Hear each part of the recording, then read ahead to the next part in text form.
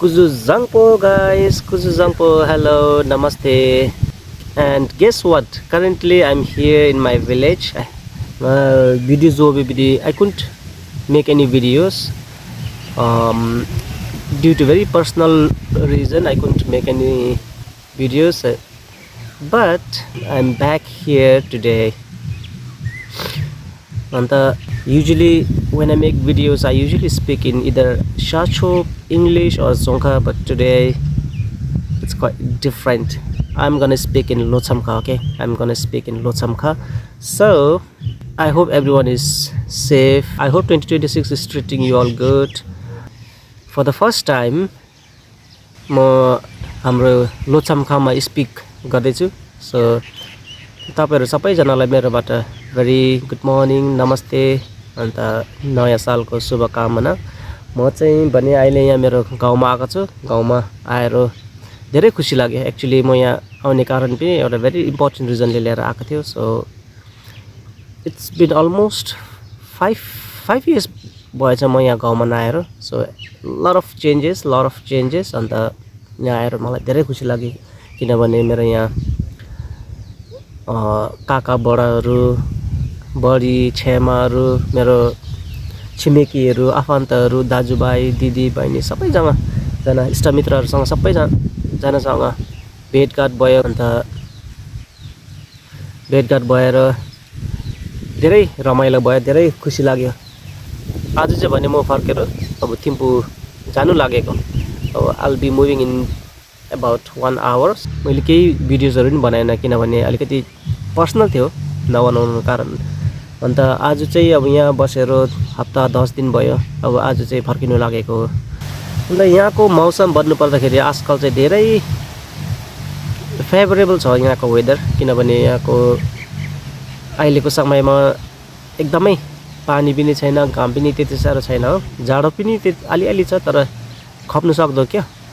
अन्त दिउँसो त गरमै हुँदो रहेछ, निकै गरमै हुँदो रहेछ. त समरमा भने चाहिँ यहाँ एकदमै साह्रै गरम हुन्छ. त्यो भएर खट्नै नसक्ने खालको गरम पनि हुन्छ. तर अहिले चाहिँ भने मोस्ट फेभरेबल वेदर छ. त्यही भएर तपाईहरु पनि अब कुनै दिन यता हाम्रो गाउँतिर ट्राभल गर्ने प्लान छ भने it's best plan during winter.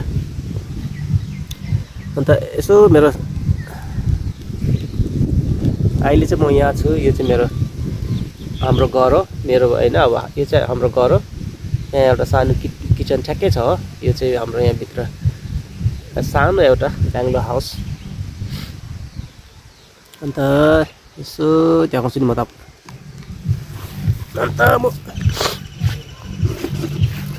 अन्त म यसो देखाउँछु नि तपाईहरुलाई कस्तो छ. यस्तो छ घर, एउटा सानो चिटिकै ठ्याक्कै परेको. अन्त यहाँतिर अलिअलि गुवाबारीहरू छ. यहाँको अहिलेको पहिला हो भने चाहिँ क्यास क्रप नै यहाँको चाहिँ सुन्तलाहरू थियो. अब ड्यु टु सम के भन्छ अब रोगले गरेर अब सुन्तलाहरू चाहिँ पुरै मासिएछ. बट देन अब चाहिँ सबैजनाले यहाँको हाम्रो गाउँमा सबैजनाले गुवा लाएर गुवाको दाम पनि राम्रै पाउँदो रहेछ. त्यो कारणले गरेर चाहिँ सबैजनाले गुवा रोपेको छ क्या यहाँ चाहिँ as a man cash crop. मेरो घरको अगाडि बाटोमा हिँडिरहेको छु. बाटोहरू पनि सबै रोड एक्सेसिबल छ. प्लस अब त हाम्रो यहाँ गाउँको एडमिनिस्ट्रेसनले या ब्ल्याक टप पनि गरिदिनु भएको रहेछ. त्यो भएर धेरै सुविस्ता. अन्त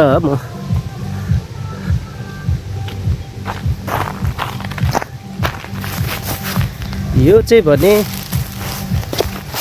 भने हाम्रो गुवाको बगान भनौँ न. एउटा गुवाको फल्तीहरू त ठिकै रहेछ.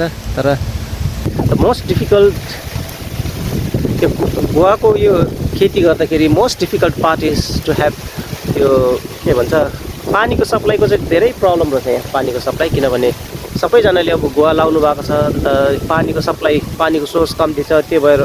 त्यस कारणले चाहिँ गुवामा पानीहरू पनि अब परिशस्त बनेको जस्तो पुग्नु सक्दैन रहेछ हो. त्यो भएर चाहिँ अब समर टाइममा चाहिँ अब त्यो गुवाको पानीहरू टाइममा लाउनु सकेन भने चाहिँ गुवाको बोटहरू पनि सबै मरिँदो रहेछ. Look at this.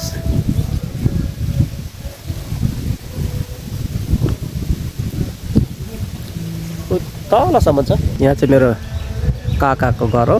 अन्त यसो तपाईँले देखाउँछु नि, तल मुनि भएको चाहिँ मेरो बडा बाबुको घर हो। यहाँ as you can see there is a barren land. यहाँ अलिकति एउटा खाली जग्गा भएको ठाउँ चाहिँ अब समरमा यहाँ एकदमै पानी पर्छ हो।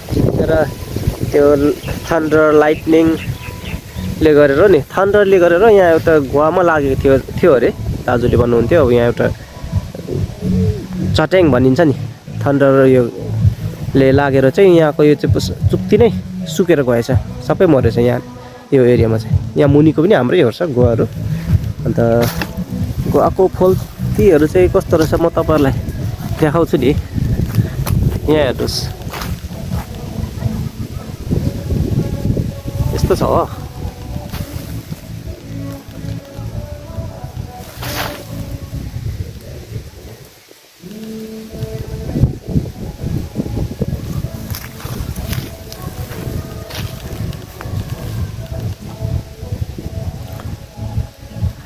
यहाँको एकदम च्यालेन्जेस नै अब त्यो पानीकै मात्रै रहेछ। पानी परिस्थित गरेर हामीले तान्नु सकेर लाउनु सक्यो भने त गुवा आजकल धेरै राम्रो चल्दो रहेछ, दामहरू पनि धेरै राम्रो पाउँदो रहेछ। सो यहाँको अहिले जुनै घरमा भिजिट गरे पनि उनीहरूको गुरेनमा सबै गुवाले छोपेको छ। कतिजनाको त अब पानीको प्रब्लमले गरेर अब खेतीहरू पनि गर्नु नसक्नेहरूको चाहिँ सबै अब गुवाै रोपिँदो रहेछ, गुवाै रोपेको छ अहिले चाहिँ। त्यहाँ परतिर देख्नेहरू चाहिँ यहाँको प्राइमेरी स्कुल हो। प्राइमेरी हाम्रै त्यहाँ घरको सिमानामै छ। सिमानादेखि उता चाहिँ एउटा प्राइमेरी स्कुल छ। अन्त यसो देखाउँछु नि तपाईँहरूलाई।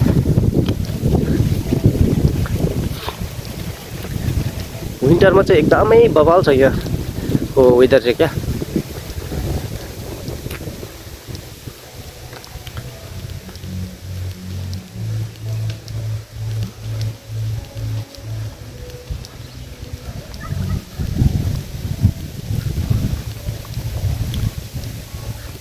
यो चाहिँ भने हाम्रो घर, हाम्रोमा भन्नाले अब हामी अहिले पिन्छाहरू कोही त्यो बाँडिएको छैन, जमिनहरू सबै एकै जग्गा छ। अहिले चाहिँ भने हामी सबै दाजुभाइ दिदीबहिनीहरू सबै यहाँ भेला भएको छ। यो चाहिँ हाम्रो घर।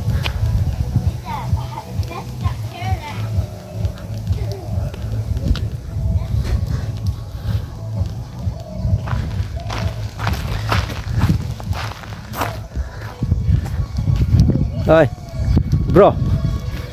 Say hello. Hello. Say hello. Think that.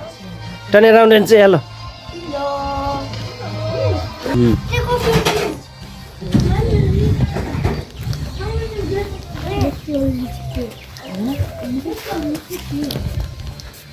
अन्त यस्तै छ। गुवा बगान छ यहाँ। यो चाहिँ भने अब म्याङ्गो ट्री, आँपको, लिचीहरू यस्तै छ। यहाँ चाहिँ अब फ्रुट्सहरू चाहिँ अब सबै नै हुन्छ यहाँको जग्गामा नि।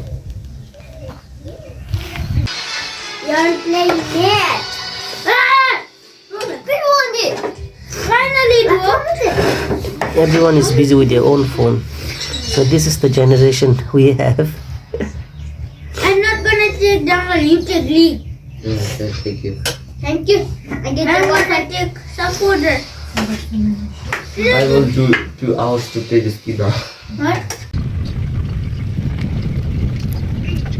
ल गाउँले दाजुभाइ दिदीबहिनीहरू, मेरो गाउँ भन्नुपर्दा चाहिँ म कर्मलिङ ट्योक अन्डर डाकना जोङ्खाको। अन्त तपाईँहरू सबैजनालाई मेरो ब्लग हेर्नु भएकोमा धेरै धेरै धन्यवाद छ। म चाहिँ भने अब फर्केर जानु लागेको, त्यस कारणले अब तपाईँहरू सबैलाई फेरि पनि मेरो तर्फबाट एकदमै धन्यवाद छ। Thank you everyone.